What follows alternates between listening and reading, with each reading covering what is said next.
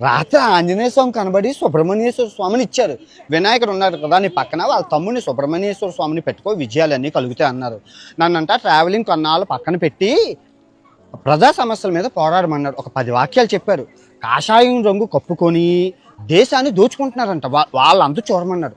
తర్వాత ఏదో చెప్పారు, బత్తాయిలతో కొట్టాలి అన్నారు. నాకు అర్థం లేదు, మీకు కమెంట్ చేస్తే చెప్పండి. ఇంకొందరు స్వామిమాల వేసుకొని మోసం చేస్తున్నారంట, వాళ్ళు అంతు కూడా చూడమన్నారు.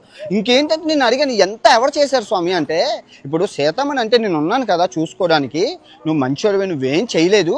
ఈ బెట్టింగ్ యాప్ల వాళ్ళందరినీ ఆపేశావు కదా, వాళ్ళందరికీ డబ్బులు లేవు, ఎప్పుడు దొరుకుతావా అని గోతికార నక్కల్లా కాచుకొని వాళ్ళు నిన్ను ఇరికించారు అని చెప్పాడు. మరి తప్పదు, అయితే ప్రజా సమస్యల మీద పోరాడుతాను స్వామి. మరి ఎలాగంటే బూతులు ఆడొద్దు అన్నారు. 2026 అస్సలు బూతులు ఆడొద్దని అన్నారు. మరి మీరు చూసుకుంటారంటే ఆయన చూసుకుంటారట. ఆయన మీద ప్రమాణకం చేసి ఆంజనేయ స్వామి మీద 2026 బూతులు ఆడను, ఒకళ్ళు ఆడినా కూడా నన్ను మీరు చొప్పించుకొని కొట్టాలి. 2026 మటుకు ప్రజల కోసమే పోరాడమన్నారు, ఆడవాళ్ళ కోసం ముఖ్యంగా పోరాడమన్నారు. స్త్రీకి స్వేచ్ఛ లేదంట భారతదేశంలోని, స్త్రీ స్వేచ్ఛ కోసం పోరాడమని అన్నారు. చాలా విషయాలు చెప్పారు. ఏదో వెళ్తూ ఏదో ఒక మాట అన్నారు, బత్తాయిలతోనే కొట్టమన్నా అన్నారు. నాకు అర్థం అవ్వలేదు, బత్తాయిలతో కొట్టడం ఏంటి? కొంచెం చూడండి. కొందరంట దోపిడీ దొంగతనం చేసి జై శ్రీరామ్ అంటున్నారంట. ముందు జై శ్రీరాము, వెనక జై శ్రీరాము. రాముడి పేరు చెప్పి బోల్డ్ మోసం జరుగుతుందంట ఇండియాలోని.